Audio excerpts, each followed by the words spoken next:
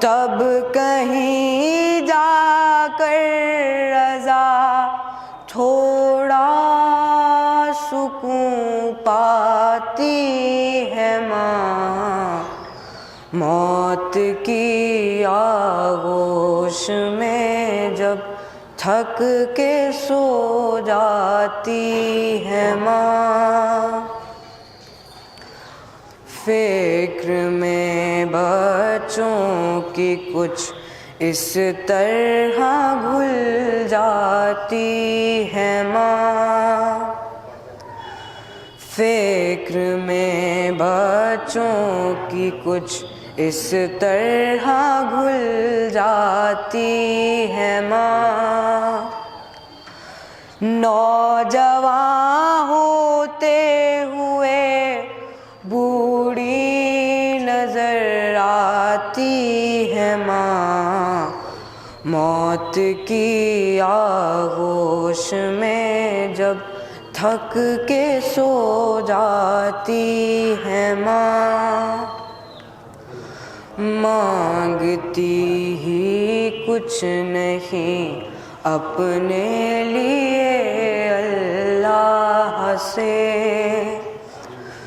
مانگتی ہی کچھ نہیں اپنے لیے اللہ سے، اپنے بچوں کے لیے جھولی کو پھیلاتی ہے ماں، موت کی آغوش میں جب تھک کے سو جاتی ہے ماں۔ روح کے رشتوں کی یہ گہرائیاں تو دیکھیے، روح کے رشتوں کی یہ گہرائیاں تو دیکھیے، چوٹ لگتی ہے ہمارے اور چلاتی ہے ماں، موت کی آغوش میں جب تھک کے سو جاتی ہے ماں، تب کہیں جا کر رضا تھوڑا سکون پاتی ہے ماں، موت کی آغوش میں جب تھک کے سو جاتی ہے ماں۔ صلوات ارے صلوات اللہم صلی اللہ محمد۔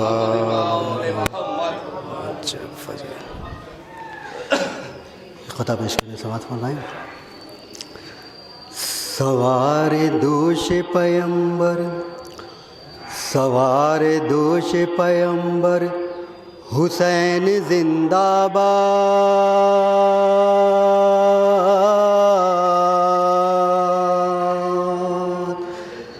سوار دوش پیمبر، حسین زندہ باد، حسن کے بھائی شہ مشرقین زندہ باد،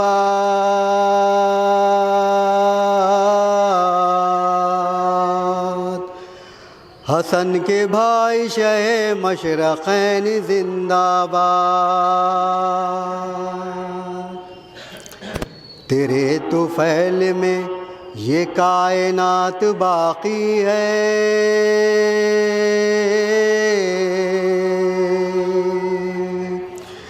تیرے طفیل میں یہ کائنات باقی ہے، علی کا چین وہ زہرا کی جان زندہ باد،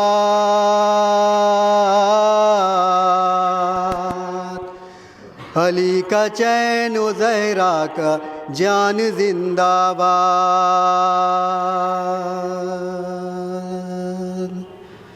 سوار دوش پیمبر حسین زندہ باد،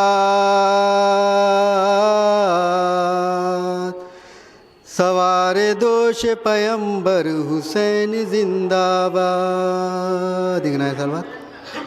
اللہم صلی اللہ محمد والے غطور پیش کرے سمجھ کریں. سبیل آنکھیں ہیں عشق ازاں کا پانی ہے. سبیل آنکھیں ہیں عشق ازاں کا پانی ہے. ہمارے پالنے والے کی مہربانی ہے. سبیل آنکھیں ہیں عشق ازاں کا پانی ہے. بچایا دین خدا دے دیا سر کو. بچایا دین خدا دے دیا سر کو. حسین آپ کی دنیا پر حکمرانی ہے. سال بجے سبیل آنکھیں ہیں عشق ازاں کا پانی.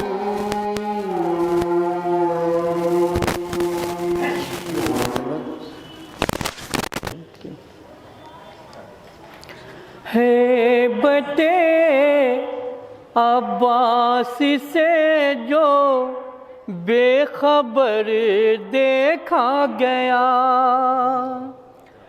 ہیبت عباس سے جو بے خبر دیکھا گیا. سروسی کا جسم سے کچھ دور پر دیکھا گیا. سروسی کا جسم سے کچھ دور پر دیکھا گیا. اور جس گھڑی عباس کی دہلیز پہ سر رکھ دیا. جس گھڑی عباس کی دہلیز پہ سر رکھ دیا.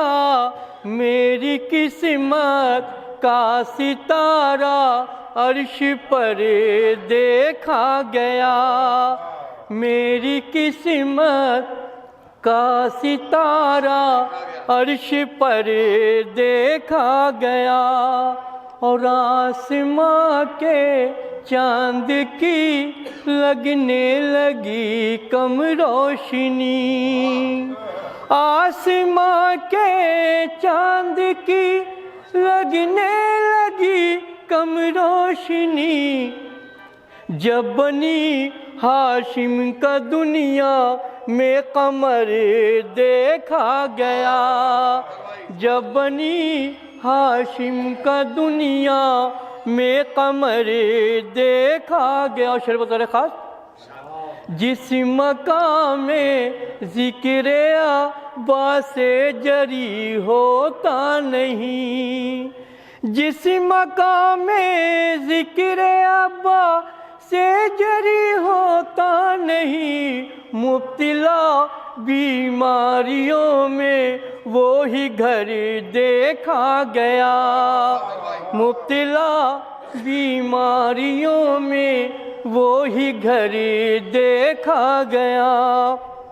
او بس ملا اطہر دبیری حیدر قیرار کو، بس ملا اطہر دبیری حیدر قیرار کو، راستہ وہ جس علم کا رات بھر دیکھا گیا، راستہ وہ جس علم کا رات بھر دیکھا گیا۔ سلوات بھیجیں۔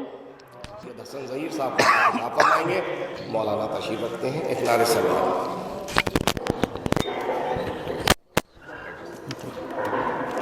ایک بابا سے بلند نعرہ سلوات پڑھیں۔ چار میں سے آقا حسین کے حوالے سے دیکھیں کہ میرے غریب خانے میں آ کر حسین نے، میرے غریب خانے میں آ کر حسین نے، میرے غریب خانے میں آ کر حسین نے جنت بنا دیا ہے میرا گھر، حسین نے جنت بنا دیا ہے میرا گھر، حسین نے۔ تیسرا چوتھا مثال دیکھیں گے کہ رکھا نہیں قدم بھی زمین پر حسین نے، رکھا نہیں قدم بھی زمین پر حسین نے، فطر اس کو دے دیے ہیں نئے پر حسین نے، فطر اس کو دے دیے ہیں نئے پر حسین نے۔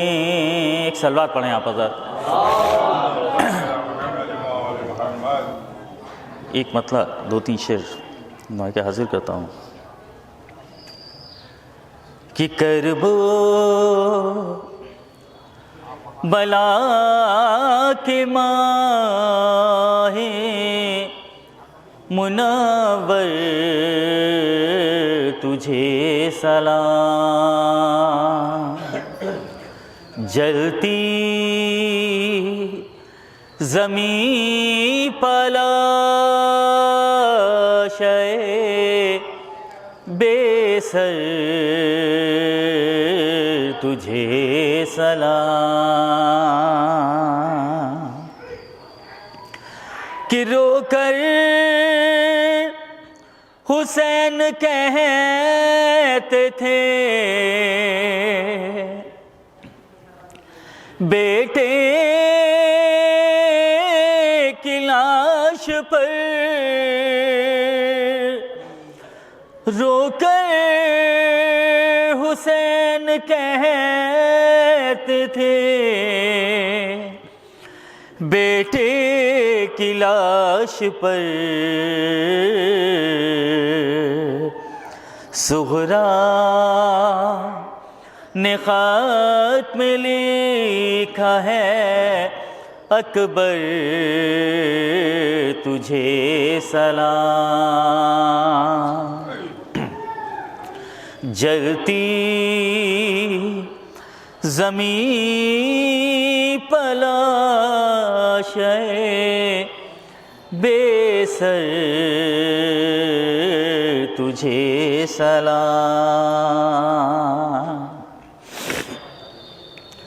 کہ ٹکڑے تیرے بدن کے سمیٹے حسین نے، ٹکڑے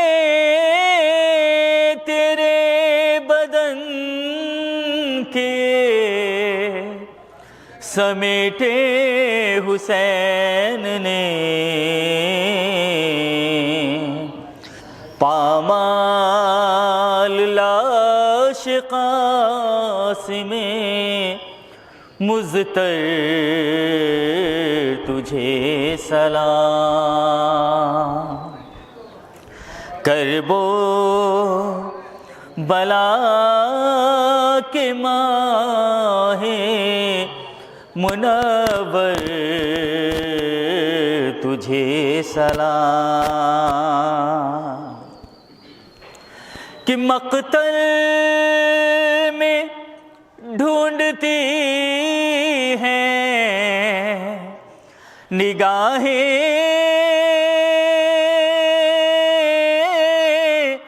رباب کی، مقتل میں ڈھونڈتی ہیں نگاہیں رباب کی، ماں کے قرار ہے علی اصغر تجھے سلام، جلتی زمین پلاشے بے سر تجھے سلام، کہ تا حشر یوں ہی مجلسیں ہوتی رہیں ظفر، تا حشر یوں ہی مجلسیں ہوتی رہیں ظفر، فرش عزائے سبط پیمبر تجھے سلام، جلتی زمین پلاشے بے سر تجھے سلام، اکبر تجھے سلام، اصغر تجھے سلام، اکبر تجھے سلام،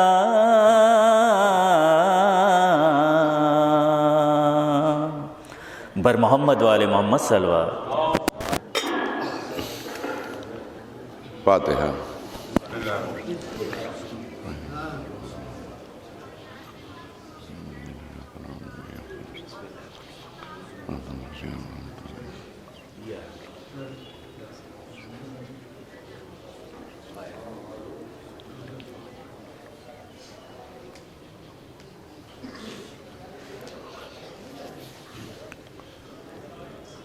التماس ہے ایک مرتبہ سورہ حمد، 3 مرتبہ سورہ اخلاص کی تلاوت فرما کر مرحومہ عصمت پروین صاحبہ بنت لیاقت حسین صاحب کی روح کو احصال ثواب کرتے ہیں۔ بسم اللہ الرحمن الرحیم، اهدنا إياك نعبد وإياك نستعين، صراط المستقيم صراط الذين أنعمت عليهم غير المغضوب عليهم ولا الضالين. بسم الله الرحمن الرحيم، قل هو الله أحد الله الصمد لم يكن له كفوا أحد. بسم الله أحد الله الصمد لم يكن له كفوا أحد. اللهم صل على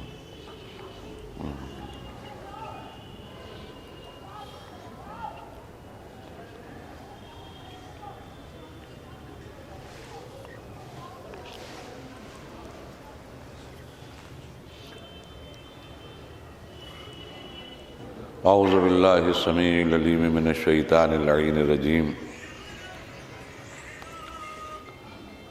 بسم اللہ الرحمن الرحیم. الحمد لله الذي هدانا لهذا وما كنا لنهتدي لولا أن هدانا الله لقد جاءت رسل ربنا بالحق والصلاة والسلام على أشرف الأنبياء وسيد المرسلين سيدنا ونبينا وشفيع ذنوبنا وحبيب قلوبنا مولانا بالقاسم محمد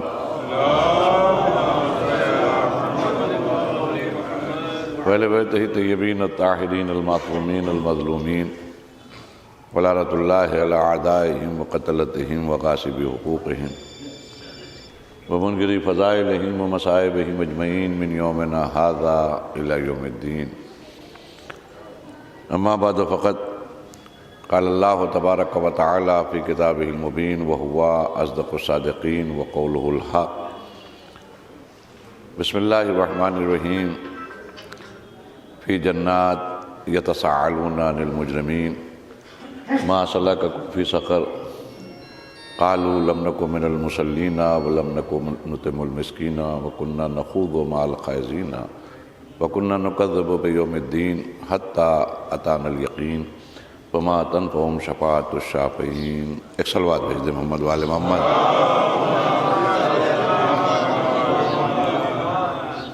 عزیزان گرامی، ایک اصال ثواب کی مجلس ہے، اور یہ اصال ثواب کی مجالس جہاں مرنے والے کے لیے بہترین اجر و ثواب کا باعث ہوتی ہیں، وہاں ہم زندوں کو بھی متوجہ کرتی ہیں کہ ایک وقت آئے گا کہ انجام کار وہیں جانا پڑے گا جہاں مشیت چاہتی ہے۔ مفر کسی کو نہیں ہے، فرار کسی کو نہیں ہے، بھاگ کوئی نہیں سکتا ہے۔ کوششیں ہوئیں، کاوشیں ہوئیں، محنتیں ہوئیں، دوائیں ایجاد ہوئیں، طرح طرح کے یوگا کیے گئے، صحت بنانے کی کوششیں کی گئیں، لیکن جب موت آئی تو آ گئی۔ یا اللہ بہتر جانے، ایک جملہ عرض کروں، یا اللہ بہتر جانے کہ موت کب آئے گی، یا وہ بہتر جانتے ہیں جن کو اللہ نے علم عطا کیا ہے۔ باقی دنیا میں کسی کو بھی نہیں معلوم کہ کب، کون، کہاں، کس گھڑی اس دنیا سے رخصت ہو جائے گا، کس وقت کس کی قسمت میں اجل آواز دے گی، اس کو لبیک کہنا پڑے گا۔ صحت مندوں کو مرتے ہوئے دیکھا، اور نا امید جن سے سب ہو چکے تھے ان کو چلتے پھرتے ہوئے دیکھا۔ کوما میں پڑے ہوئے مریض کی تیمارداری کرتے کرتے تیماردار مر گیا اور مریض اٹھ کے کھڑا ہو گیا۔ اس طرح کے نہ جانے کتنے کتنے واقعات ہیں، کیسے کیسے مشاہدات ہیں۔ تو اس بات کا ثبوت ہے کہ یہ موت ہے، اس کا علم اللہ کو ہے، یا اللہ بہتر جانتا ہے یا آل محمد بہتر جانتے ہیں۔ یہ میں ہوا میں نہیں کہہ رہا ہوں، جذباتی ہو کے نہیں کہہ رہا ہوں، ان کی ڈیوڑی سے وابستہ ہوں اس لیے نہیں کہہ رہا ہوں۔ حقیقت یہ ہے کہ یا خدا بہتر جانتا ہے یا محمد اور آل محمد علیہ السلام بہتر جانتے ہیں۔ اللہم صلی اللہ علیہ وسلم۔ بہت سے واقعات اس بات کی شواہد پیش کرتے ہیں، بہت سے واقعات لکھنے والوں نے لکھے ہیں، بیان کرنے والوں نے بیان کیے ہیں۔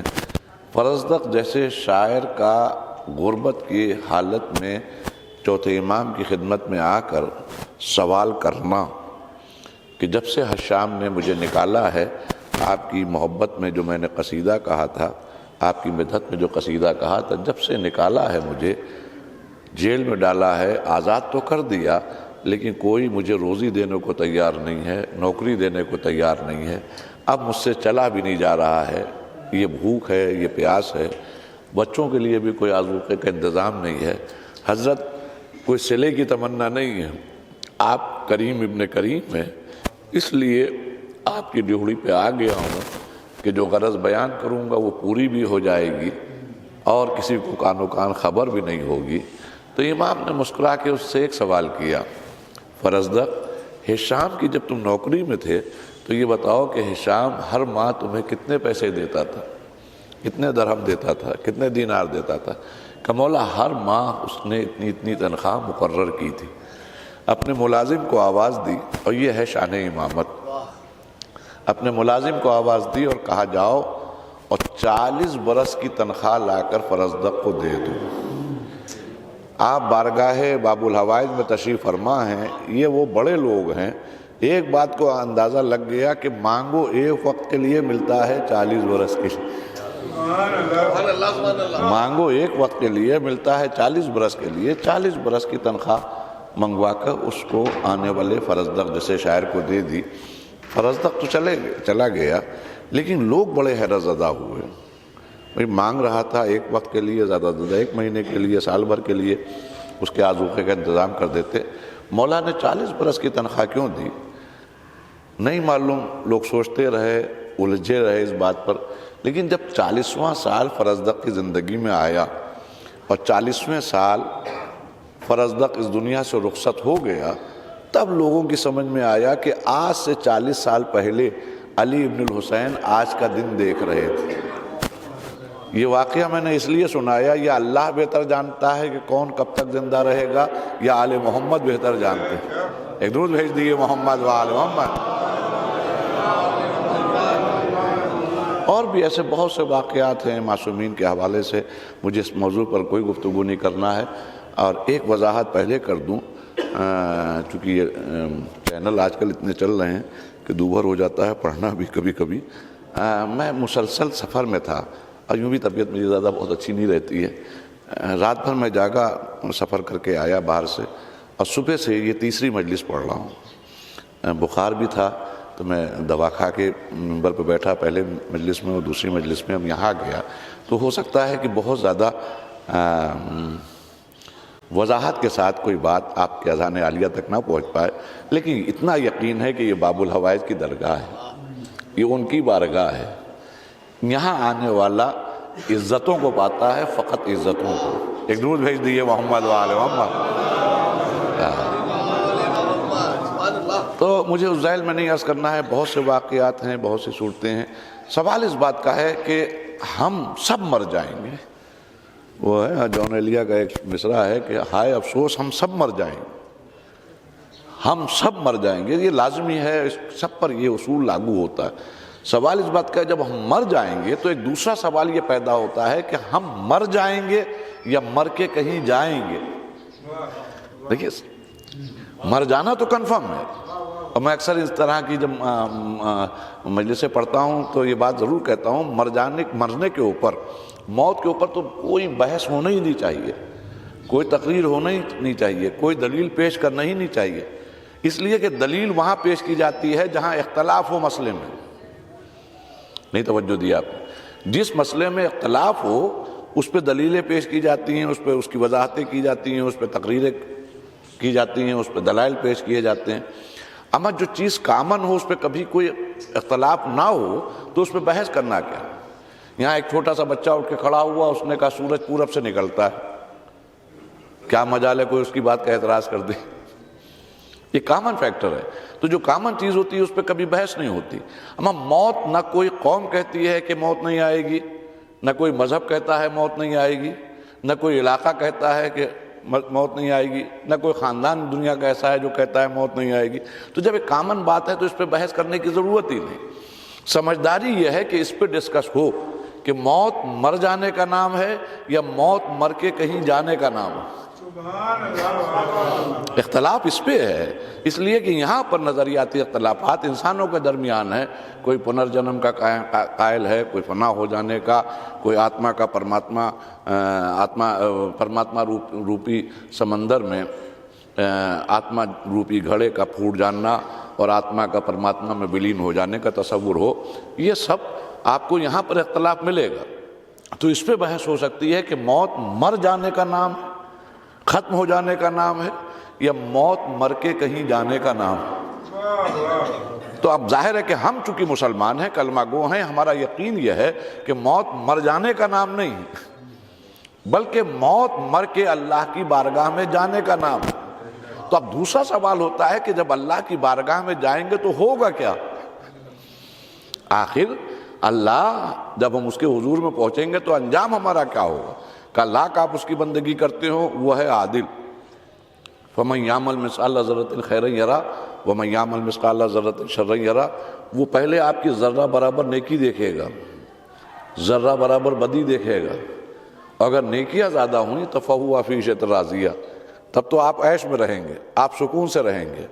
اور وہاں محشر کے ہنگام میں اگر اللہ کی رضا آپ کے ساتھ ہے تو آپ کامیاب ہیں، اور اگر آپ کی رضا اللہ کی رضا نہیں ہے ساتھ میں تو آپ ناکام ہیں۔ تو اللہ کی رضا کیسے حاصل ہو، کس طرح ہم جنت میں جائیں اور کس طرح جہنم سے محفوظ رہیں؟ تو احکام خدا کے علاوہ پہلے یہ بھی دیکھنا ہوگا کہ خدا نے جنت میں جانے والوں کا کس طرح تذکرہ کیا ہے اور کون سے اوصاف بیان کیے ہیں، اور جہنم میں جل جانے والوں کے لیے کون سی صفتیں بیان کی ہیں۔ تو اب سمجھداری یہ ہوگی سننے والے کی، اگر اللہ پہ بھروسہ ہے، کہ جو جنت میں جانے والوں کی صفتیں بیان کی گئی ہیں اسلام میں، اس کے مطابق ہم عمل کریں، اور جو جہنم والوں کے صفات بیان کیے گئے ہیں اس سے محفوظ رہیں، ہے کہ نہیں؟ دیکھیے توجہ دیے گا جو میں عرض کر رہا ہوں، اس لیے کہ اللہ کی بارگاہ میں جانا ہے۔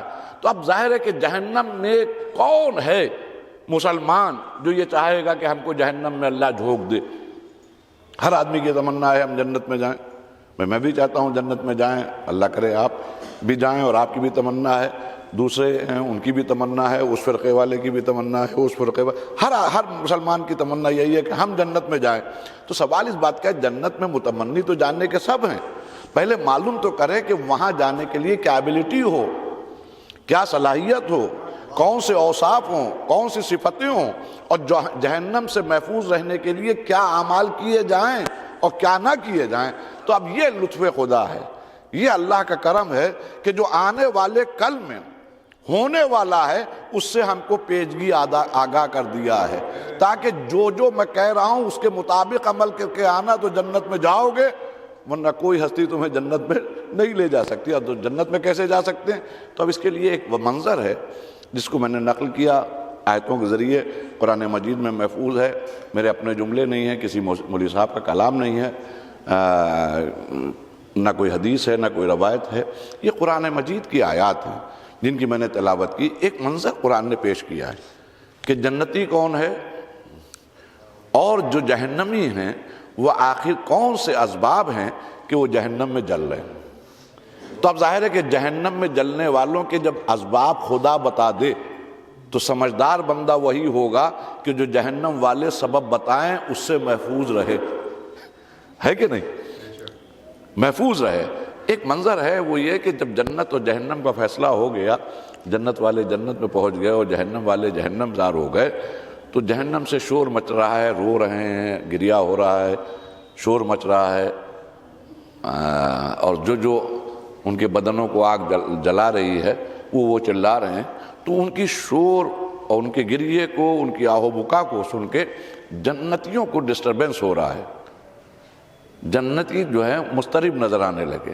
اب مشیت کو کیسے گوارا ہو کہ جنت میں آنے کے بعد بھی کوئی مضطرب ہو جائے، کوئی بے چین ہو جائے؟ تو حکم خدا جنت والوں سے ہوگا کہ تم خود ان سے پوچھو کہ یہ جہنم میں کیوں جل رہے ہیں، میں نہیں کچھ کہوں گا، تم خود پوچھ لو کہ آخر کون سے اسباب تھے، کون سے اعمال تھے جو ان کو جہنم میں لے کر آئے۔ اسی کو قرآن مجید نے پیش کیا، فی جنات، جو جنت میں تھے، یتساءلون، سوال کر رہے تھے، پوچھ رہے تھے، عن المجرمین، مجرمین سے، گناہ گاروں سے، خطا کاروں سے، جہنم میں رہنے والوں سے، سقر میں جلنے والوں سے، ما سلککم فی سقر۔ اما اس سے بڑھ کے تو لطف خدا نہیں ہو سکتا کہ جو کل ہونے والا ہے وہ کل بتا چکا، ورنہ کہاں نصیب، ہمیں کیا معلوم کہ وہاں کیا ہونے والا ہے۔ یہ تو اللہ کا کرم ہے بندوں کے اوپر کہ کل جو ہونے والا ہے وہ گزرے ہوئے کل میں ہم کو بتا چکا۔ اب یہ ہماری بدقسمتی ہے کہ ہم اس پر عمل نہ کر پائیں۔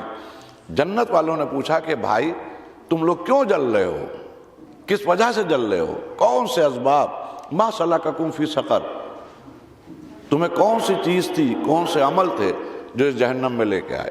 اب حکم خدا ہوگا جہنم والوں کو کہ جنت والوں نے اگر سوال کیا ہے تو جواب دو، اور ایک جملہ کہہ رہا ہوں، اور جو جواب دیں گے آج جہنم والے وہ سچ دیں گے، زندگی میں پہلی بار سچ بول رہے ہوں گے۔ حکم خدا، خوف خدا، جہنم میں جلنا، انجام اپنا دیکھ چکے ہیں، تو جہنم والے جواب دیں گے۔ وہ جواب سورہ مدثر 74واں سورہ ہے قرآن مجید کا، سورہ مزمل کے بعد اور سورہ قیامت سے پہلے، اس میں یہ جواب جہنم والوں کے ہر سمجھدار مسلمان وہی ہو سکتا ہے جو جہنم والوں نے جواب دیے ہیں، دعا مانگے کہ اللہ کرے ہم وہ عمل نہ کریں جو ان لوگوں نے جواب دیے ہیں جس کے سبب سے جہنم میں جلے۔ اب ان کے جواب کیا ہیں؟ ان کہا کہ اگر تم نے ہم سے پوچھا ہے ما سلککم فی سقر، تمہیں ایسی کون سی چیز تھی جو اس جہنم میں لے کے آئی، تو جہنم والے جواب دیں گے قالوا لم نکن من المصلین۔ دیکھیے توجہ دیئے گا، اب یہ کسی ہم لوگوں کی بات نہیں ہے، یہ قرآن مجید ہے، میں دہرا رہا ہوں، نہ یقین ہو تو یہیں بہت سی وظائف الابرار بھی ہے، قرآن مجید بھی ہے، آپ اٹھا کے 74ویں سورے میں دیکھ سکتے ہیں جہنم والوں کا جواب۔ قالوا لم نکن من المصلین۔ دوسرا جواب وَلَمْ نَكُنْ نُطْعِمُ الْمِسْكِينَ۔ تیسرا جواب وَكُنَّا نَخُوضُ مَعَ الْخَائِضِينَ۔ چوتھا جواب وَكُنَّا نُكَذِّبُ بِيَوْمِ الدِّينِ حَتَّى أَتَانَا الْيَقِينُ فَمَا تَنفَعُهُمْ شَفَاعَةُ الشَّافِعِينَ۔ یہ قرآن مجید کیا ہے؟ ترجمہ اس کا یہ ہے کہ جہنم والوں نے کہا بھائیوں اگر تم نے ہم سے پوچھا ہے تو آج سنو، لم نکن من المصلین، ہم مصلین میں سے نہیں تھے۔ میں تبلیغ نہیں کر رہا ہوں، مصلین میں سے نہیں تھے، یہ جہنم والوں کا جواب ہے۔ قالوا لم نکن من المصلین، ہم مصلین میں سے نہیں تھے، اس سبب سے جہنم میں آئے۔ بھیا مصلی اٹھاؤ، مصلی رکھو، مصلی لے آؤ، یہ جو مصلی ہے ہم مصلین میں سے نہیں تھے، اس سبب سے جہنم میں آئے۔ اچھا یہاں پر میں ایک اور وضاحت کر دوں، مصلین سے مطلب فقط یہ مصلی نہیں ہے۔ کسی نے ہمارے چٹے امام جعفر صادق علیہ السلام سے پوچھا کہ یہ مصلین سے مراد کہا ہے، کہا ہم آل محمد کی محبت، یہ مصلین میں نہیں سے، اس سبب سے جہنم میں آئے۔ پھر یہیں پہ خاموش وَلَمْ نَكُنْ نُطْعِمُ الْمِسْكِينَ، اور ہم محتاجوں کو کھانا نہیں کھلاتے تھے۔ اما کہاں لا کے اللہ میاں نے ہمارے افکار کے اوپر، اب وہاں وہ جملے تو استعمال نہیں کر سکتے، کہاں پہ آ کر ہم کو بیدار کیا ہے، جھنجھوڑا ہے ہماری طبیعتوں کو۔ لم نکن من المصلین، ہم مصلین نہیں تھے، ولم نکن نطعم المسکین، بھوکوں کا کھانا نہیں کھلاتے تھے۔ یعنی دو پیرالل باتیں، برابر کی باتیں ایک جیسی نظر آ رہی ہیں۔ ایک ہے جو افضل ترین عبادت ہے جس کا نام نماز، اسی کے برابر ایک محتاج کو کھانا کھلانا ہے۔ اما مصلی پر بیٹھے رہیے، لیکن اگر بھوکا آپ کے ذریعے سیراب نہ ہو، درود بھیج دیئے محمد وآل محمد،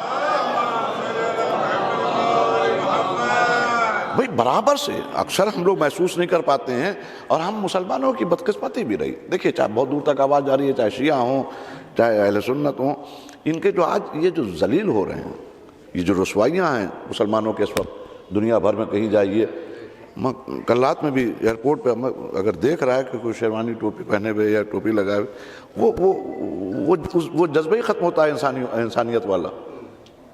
تو آج اتنا مشکوک جو بن گئے ہیں، اس کا بیس یہ ہے ہم سمجھ نہیں پائے اسلام جو دین فطرت ہے، اما جس کے لیے آدم کی قربانیاں، جناب نوح کی قربانیاں، ابراہیم کی قربانیاں، موسیٰ کی قربانی، عیسیٰ کی قربانی، 1,24,000 پیغمبروں کی قربانی صرف یہ نہیں تھی کہ آپ کو مصلی پر لا کر بٹھا دیا جائے۔ دیکھیے پھر غور کریے گا، اگر صرف نماز اور روزہ و حج اور خمس و زکوٰۃ کی بات ہوتی تو ایک نبی کافی تھا، اما جب ایک مولوی صاحب ایک طالب علم کے لیے کافی ہوتے ہیں تو 1,24,000 کی ضرورت کیا تھی؟ کبھی اسلام بیوقوفوں کا مذہب نہیں ہے۔ ہم نے مصیبت یہ ہوئی ہمارے ساتھ کہ ہم نے یہ تو سمجھ لیا کہ مصلی پر بیٹھنا ہے، ہمیں رکوع و سجود کرنا ہے، لیکن ہم معنویت بھول گئے کہ نماز ہے کیا۔ یہ ایک الگ موضوع ہو جائے گا، میں اسے چھیڑوں گا نہیں۔ دیکھیے ایک منظر ہوتا ہے، ایک پس منظر ہوتا ہے، اور یاد رکھیے منظر کا لطف اس وقت تک کہ نہیں مل سکتا جب تک کہ پس منظر سے آگاہی نہ ہو، جب تک کہ آپ بائی گراؤنڈ سے واقف نہ ہو۔ یہ جو بلایا گیا ہے، کل رات میں بھی، پرسوں رات میں مہتاب باغ میں یا سجاد باغ کی ایک مسجد میں یہ بات کہہ رہا تھا، کبھی غور کریے گا، فکر کریے گا۔ مثلا ہم لوگ اکثر جاتے ہیں کسی گھر میں ہم پہنچے تو اکثر یہ ہوتا ہے کہ گھر میں جو بچہ ہوتا ہے چھوٹا سا، اس کو تیار کر کے بھیجا جاتا ہے باہر ڈرائنگ روم میں، جاؤ مولوی صاحب کو سلام کرو.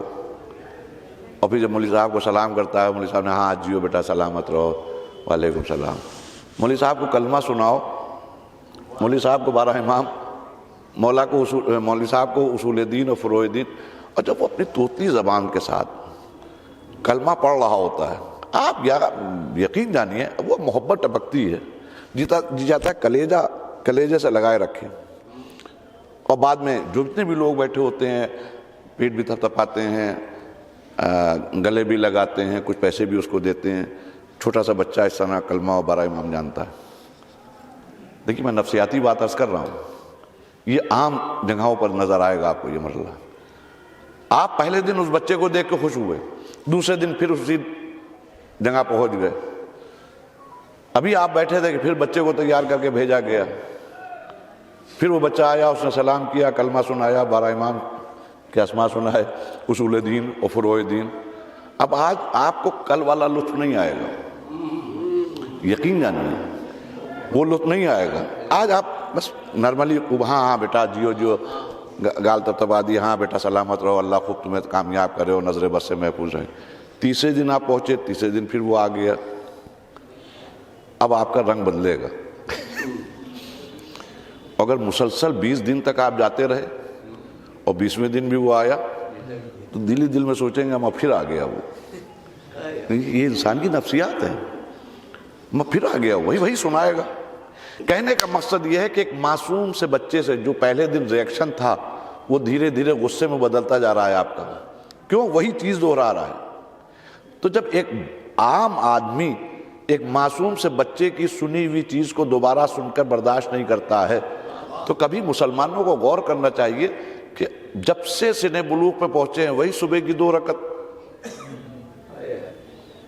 دیکھیے میں جو کہہ رہا ہوں توجہ دیئے گا، وہی ظہر کی 4، وہی عصر کی 4.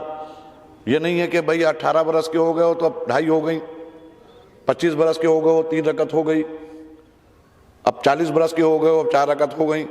وہی پڑھنا ہے، توجہ دیئے گا، اور مسلسل پڑھنا ہے. اور صبح دوپہر شام. ایک باپ کے سامنے اگر بچہ بار بار دہراتا ہے تو باپ کو گوارا نہیں ہوتا ہے. روزانہ اللہ صلاۃ و معراج المومن کہہ کے اپنے قریب بلا کے وہی چیزیں سنتا ہے. تو یہ سننے کا مطلب یہ نہیں ہے کہ اللہ چاہتا ہے کہ بار بار پڑھتا رہے. خدا یہ چاہتا ہے جو ایک بار یہ بار بار کہہ رہا ہے کم سے کم ایک بار باہر نکل کر اس پہ عامل بھی ہو جائے، تاکہ نماز کا بھی مزہ مل جائے، اسلام کا بھی مزہ. درود بھیج دیجیے محمد وآلہ. بھئی آپ بتائیے، انصاف سے بتائیے، ارے صاحب نماز پڑھا، خدا نخواستہ زبان جل جائے اگر نماز کے خلاف میں بول رہا ہوں. مولا عباس کا روزہ ہے، میں اتنی جسارت، ظاہر ہے اللہ کا شکر ہے میری بھی چھٹتی نہیں ہے. ہاں کبھی کبھی سفر میں ہوتا ہوں، قضا ضرور ہو جاتی ہے لیکن وہ بھی ادا کر دیتا ہوں. بات اس کی نہیں ہے. شعور صرف مصلے پہ بیٹھنے کے لیے نہیں بلایا تھا. ربنا اغفر لی ولوالدی وللمؤمنین یوم یقوم الحساب. اے میرے اللہ مجھے معاف کر دے، میری اماں کو معاف کر دے، میرے ابا کو معاف کر دے، میرے مومنین بھائیوں کو معاف کر دے. گھر پہنچے، اماں نے کہا بیٹا یہ سودا لے آؤ، جھڑک دیا. ابا نے کہا بیٹا یہ دوا لے آؤ، ان پہ چڑھ دوڑے، خفا ہو گئے، ناراض ہو گئے. مومنین کے درمیان پہنچے، ان کی ٹانگ کھینچی، ان کو ستایا، ان کو پریشان کیا، ان کی غیبت، ان کے اوپر تہمت، یہ کہاں سے لے کے آ رہے ہیں، یہ کہاں سے آ رہے ہیں. ایک زندگی عاجز کر دی. اور پھر مؤذن نے کہا حی علی الصلاۃ، دوڑتے ہوئے مسجد میں پہنچے، ربنا اغفر لی ولوالدی وللمؤمنین یوم یقوم الحساب. میں جو کہنا چاہ رہا ہوں عزیزان گرامی، سوال اس بات کا ہے عادت کا نام عبادت نہیں ہے، عبادت کا نام عبادت. ایک درود بھیج دیے محمد وآل محمد.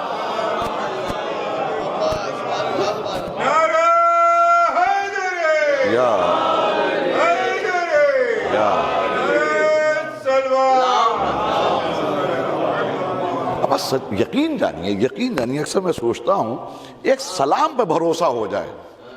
ایک سلام، صبح سے آپ نہ جانے کتنے لوگوں کو سلام کر چکے ہوں گے، اور صبح سے نہ جانے کتنے لوگ آپ کو سلام کر چکے ہوں گے. ایک سلام ایک بہترین انسان بنا سکتا ہے. سلام کا مطلب کیا ہے؟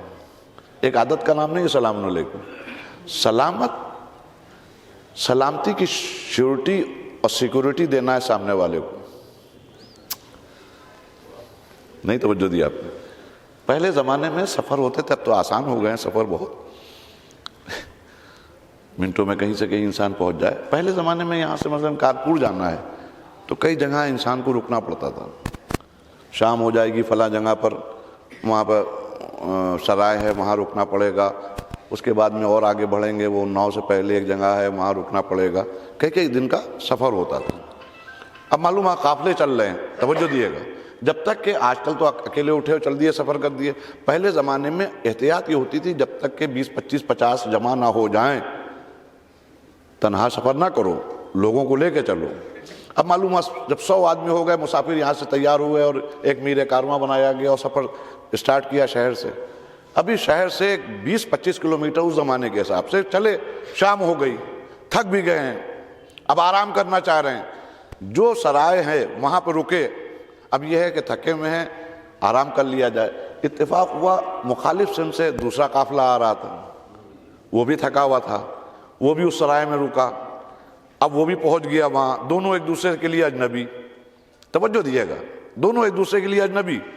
اب بیچارے یہ لوگ سوچ رہے ہیں کہ اگر سو گئے, ڈکیت تو نہیں ہے, یہ کوئی چور تو نہیں ہے, یہ قاتل تو نہیں ہے, کہیں ایسا نہ ہو کہ یہ موقع کا فائدہ اٹھا کے رات میں ہم لوگوں کو سوتے ہوئے دیکھ کے قتل کر دیں اور اسباب لوٹ لے جائیں. ادھر بیچارے وہ لوگ بھی پریشان, یہ آنے والے کہیں ایسا تو نہیں ہے کہ لٹیرے ہیں, رہزن ہیں, قاتل ہیں, کہیں ایسا تو نہیں ہے اسباب لوٹ لے جائیں. اب نہ ان کو نیند آ رہی ہے نہ ان کو نیند آ رہی ہے. اسلام نے اس کے لیے بہترین سلوشن پیش کیا کہ پریشان ہونے کی ضرورت نہیں. جب خوف محسوس ہو رہا ہو, خدشہ ہو, تو ایک کام کرو, ہمت کر کے نکلو, سامنے والے سے کہو سلام علیکم, سلام علیکم.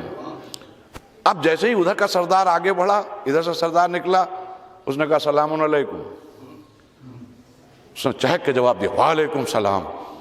ایک دوسرے کے لیے بغل گیر ہوئے. اب یقین ہو گیا, وہ ادھر چین سے سو رہے ہیں, وہ ادھر چین سے سو رہے ہیں, اس لیے کہ دونوں قبیلے کے لوگوں کو یقین ہو گیا کہ یہ سلامتی کی دعا دے چکے ہیں, اب غداری نہیں کریں گے. ایک درود بھیج دیجیے محمد وآل محمد, غداری نہیں کریں گے. تو بہرحال اسلام جس کو ہم نے محسوس کرتے ہیں, وہ اسلام جو ہم اپلائی کر رہے ہیں اپنی زندگی میں, شاید وہ اسلام تقاضا نہیں کر رہا ہے, اس لیے کہ یہ واجبات ہیں, یہ فرض کی ادائیگی ہے. یہ ایک الگ موضوع ہے, جناب موسیٰ کے واقعات اور دوسرے واقعات کے ذریعے ثابت ہے کہ یہ فرض کی ادائیگی ہے, یہ نہ کریں گے تو گناہگار ہوں گے.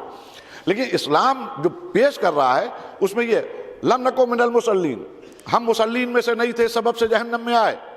فوراً پلٹ کے کہا نطعم المسکین, ہم محتاجوں کو کھانا نہیں کھلاتے تھے. برابر مسئلہ آگے آگے نہیں. یعنی جس طرح عبادتوں کا کرنا اللہ کی رضا ہے, اسی طرح محتاج کو کھانا کھلانا بھی اللہ کا رضا ہے. اب محتاج کے کھانا کھلانے کا مطلب یہ نہیں ہے کہ ایک بھوکا تھا آپ نے خالی کھانا کھلا دیا, 2 لقمے کھلا دیے, شکم سیر کر دیا. بھوکے کو کھانا کھلانے کا مطلب یہ تھا آپ جس فن پہ کمال رکھتے ہیں, جس کا فن میں آپ کو مہارت ہے, ایک ضرورت مند کو اس فن سے واقف کرا دینا, یہ بھی بھوکے کو کھانا کھلانا ہے. یعنی آپ پڑھے لکھے ہیں, آپ جانتے ہیں کہ انگریزی کس طرح لکھی جاتی ہے. اگر ایک چھوٹے سے بچے کو آپ نے ABCD سکھا دی تو یہ بھی بھوکے کو کھانا کھلانا ہے. آپ کسی فن میں ماسٹر ہیں, آپ نے کسی کو اپنا شاگرد بنا دیا, اس کو فن سے واقف کرا دیا, تو یہ بھی بھوکوں کو کھانا کھلانا ہے. خدا کی قسم اگر اس طرح بھوکوں کی سیری ہوتی چلی جائے تو ایک اچھا سماج بھی ہو جائے, ایک اچھا انسان بھی ہو جائے, اور ایک اچھا شہر بھی ہو جائے, ایک اچھا ملک بھی ہو جائے. اس کی وجہ یہ ہے کہ جہاں ایک دوسرے کی خبر گیری ہو, اسی کا درس دیا. اور پھر ہمارے سامنے عزیزان گرامی آل محمد کی سیرت ہے, ایسے ایسے ضرورت مندوں کی ضرورت پوری کرنے والے, جانے قربان ہمارے چھٹے امام جعفر صادق علیہ السلام. دیکھیے میں نے کہا کہ میں بھی بہت تھکا ہوا ہوں, وہ واقعی مولا عباس جانتے ہیں, یہ تو واقعی معجزہ ہے ذکر امام حسین علیہ السلام کا کہ جو میں بول رہا ہوں. بہت تھکا ہوا ہوں اور میری طبیعت بھی ناساز تھی, لیکن اتنے دھیرے سے اگر آپ صلوات بھیجیں گے تو جو رہی صحیح ہمت ہے وہ بھی ٹوٹ جائے گی. ایک باواز بلند صلوات بھیج دیں.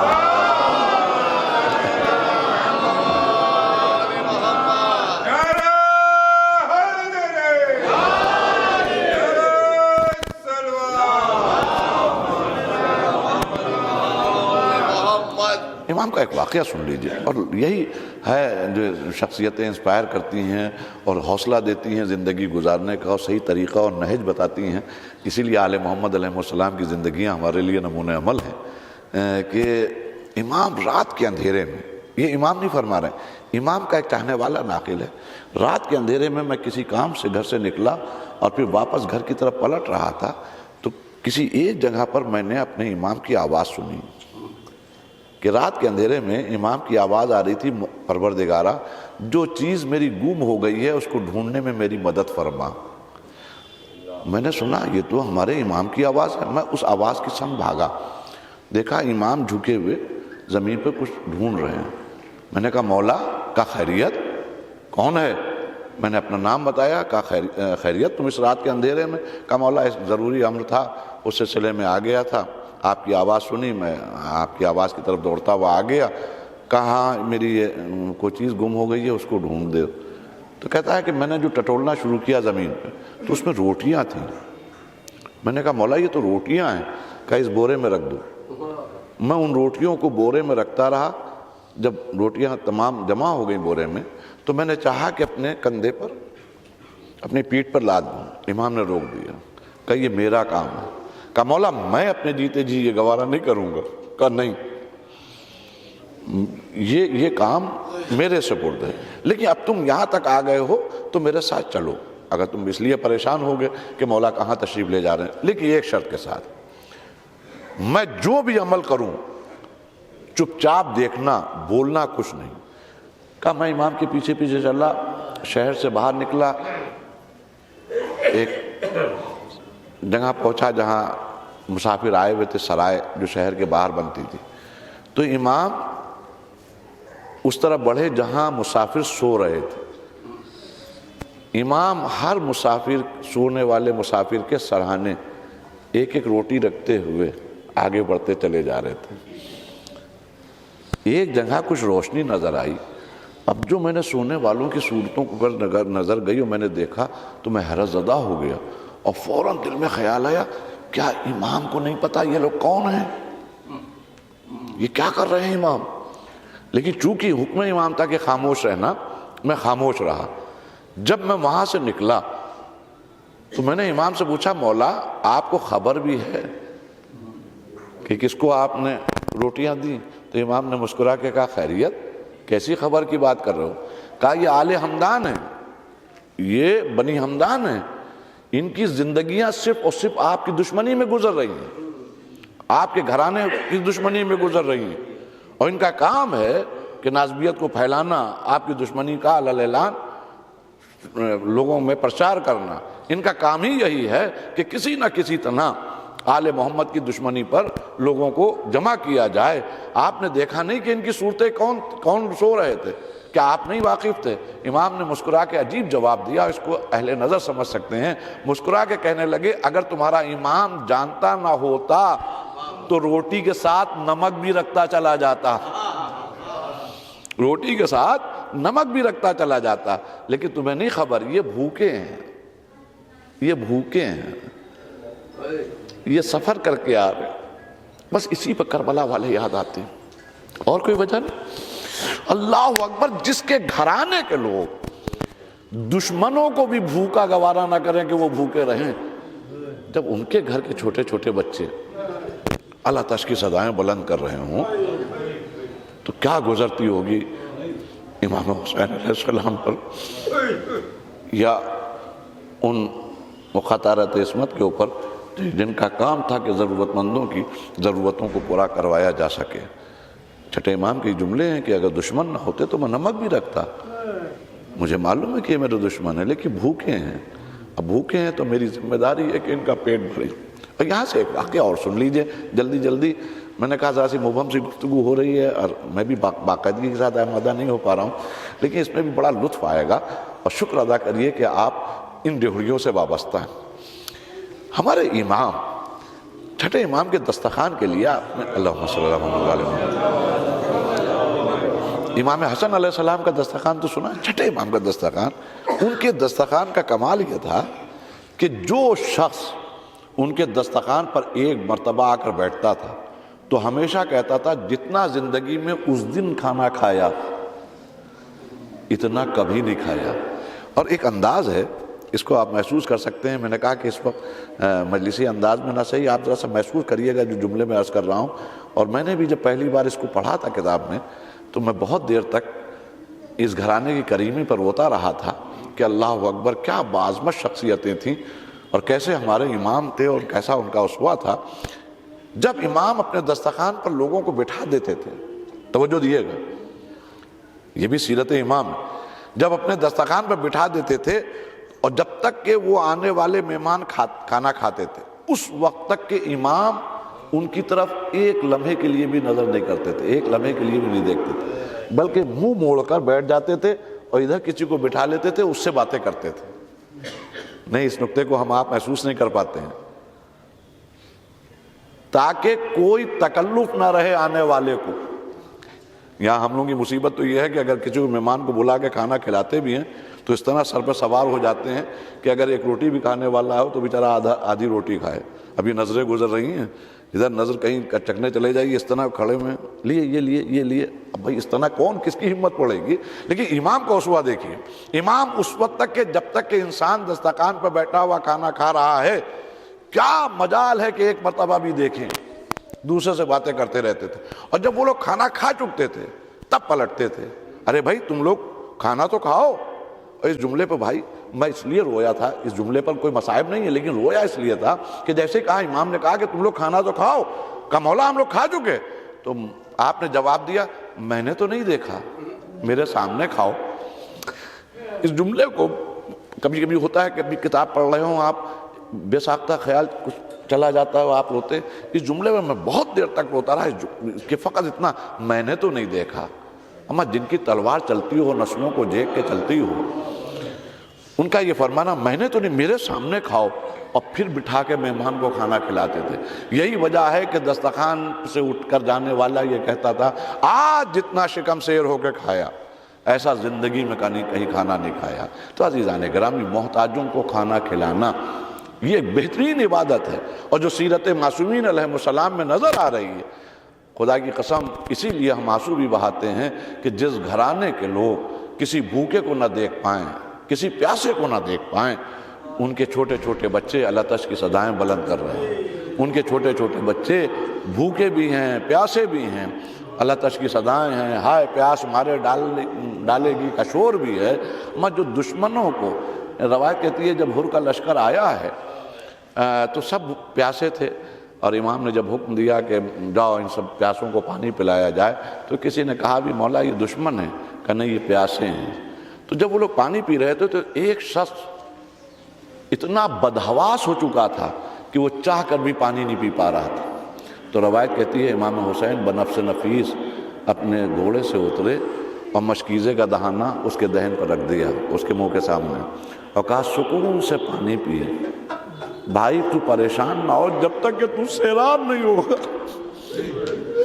جب تک کہ تیری پیاس نہیں بجھ جائے گی اس وقت تک کہ یہ مشک کا دہانہ تیرے منہ کے سامنے سے نہیں ہٹے گا. خدا کی قسم جو اس طرح دشمن کو پانی پلا رہے ہوں عزیزان گرامی، ان کے چھوٹے چھوٹے بچے سوکھی ہوئی مشکیزیں لیے ہوئے اسی باپ کے پاس آگے کہہ رہے ہوں کہ بابا پیاس مارے ڈال رہی ہے، بابا پیاس مارے ڈال رہی ہے، کیا گزر جاتی ہوگی. اما جو دشمن کو دیکھ کے گوارا نہ کرے، جب سینے پہ سونے والی بچی آواز دیتی ہوگی بابا پیاس مارے ڈال رہی، پانی کی سبیل نہیں ہے. جزاک اللہ، خدا آپ کو کوئی غم نہ دے سوائے غم امام حسین علیہ السلام کے. بس چند جملے اور میں مجلس کو تمام کروں کہ جناب سکینہ کی پیاس جو اکثر ہم لوگ سنتے بھی ہیں، بیان بھی کرتے ہیں کہ ہائے معصوم سی بچی 3 روز کی بھوکی تھی، 3 روز کی پیاسی.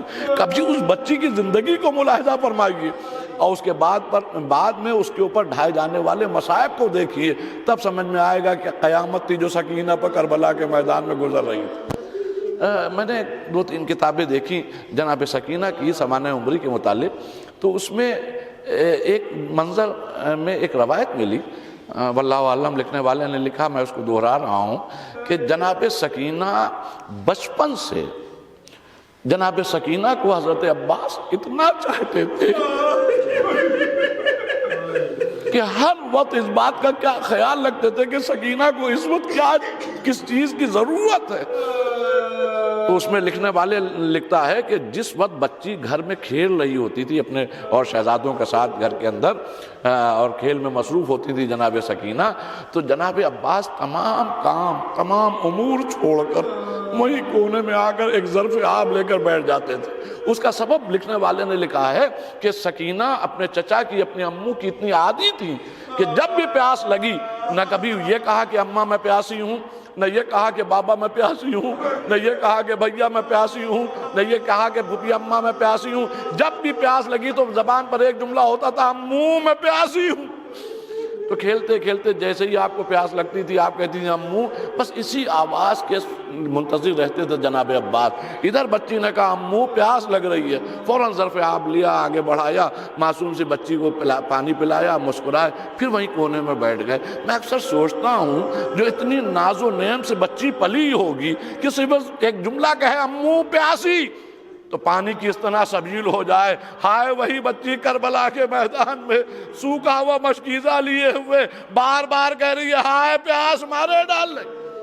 جزاک اللہ، خدا آپ کو کوئی غم نہ دے سوائے غم امام حسین علیہ السلام کے. اور اسی طرح امام حسین علیہ السلام، دیکھیے یہ روایتیں ہیں جو کربلا کی نسبت سے ہم لوگوں کو ملی ہیں، بزرگوں نے جو بیان کی ہیں اور جو کتابوں میں ملی مقاتب میں بیان کی گئیں، اور اسی کو ہم لوگ دہراتے چلے آ رہے ہیں.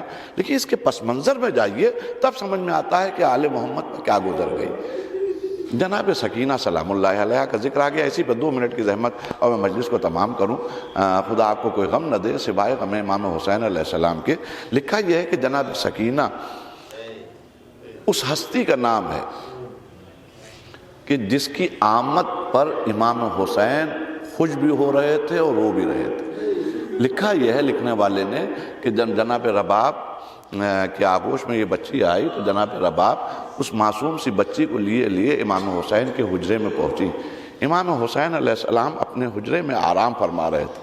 جناب رباب آگے بڑھی، بچی کو باپ کے سینے پر بٹھا دیا اور واپس چلی آئیں. لیکن ایک ماں کی ممتا، ایک ماں کا تجسس، باہر تو نکل آئیں لیکن پردے کے پیچھے سے یہ دیکھنا چاہ رہی تھی کہ جب باپ بیٹی کو دیکھے گا تو کتنا خوش ہوگا، کن کیفیات سے دوچار ہوگا. تو جناب رباب ناقل ہیں کہ جناب آقا حسین نے جیسے ہی سکینہ کو سینے پہ دیکھا، ننھے بازوؤں کو دیکھا اور اس کے بعد اس کو پکڑا اور پکڑنے کے بعد ان کو چومنا شروع کیا. پھر گلو اقدس کو چومتے ایک جملہ کہا، اے اللہ تیرا شکر ہے. دیکھیے جملہ سنیے گا، اے اللہ تیرا شکر ہے کہ تو نے وہ تمنا پوری کر دی جو تیرے بارگاہ میں حسین نے پیش کی تھی.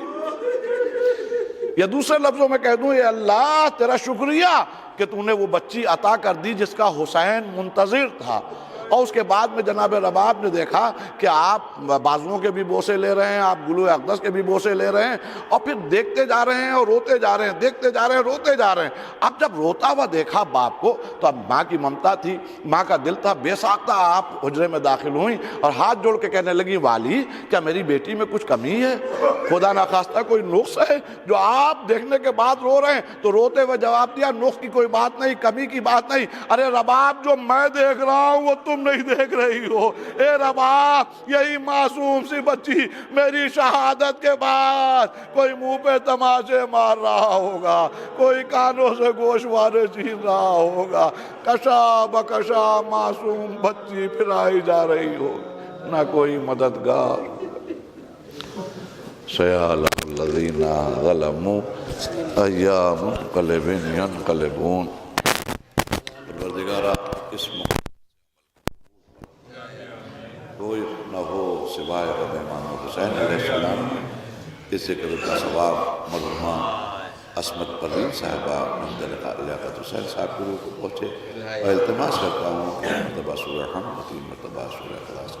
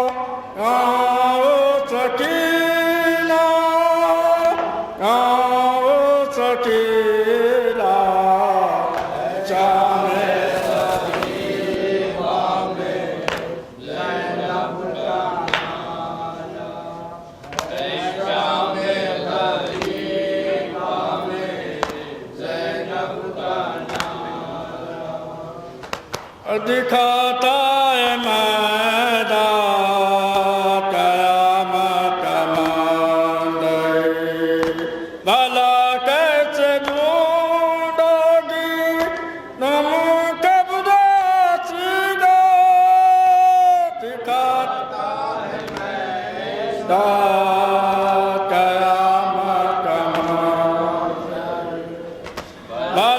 کیسے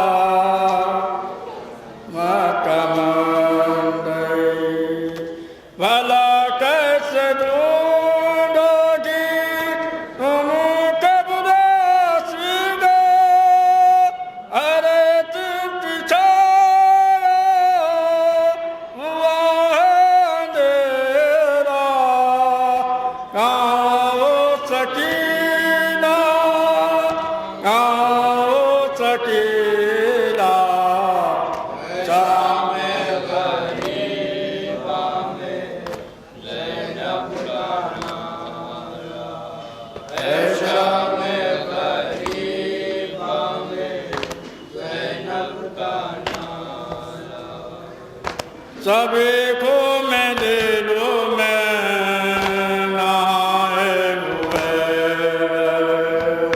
باراتی گلوں کو کٹائے ہوئے سبھی کو دے دو میں نائے ہوئے باراتی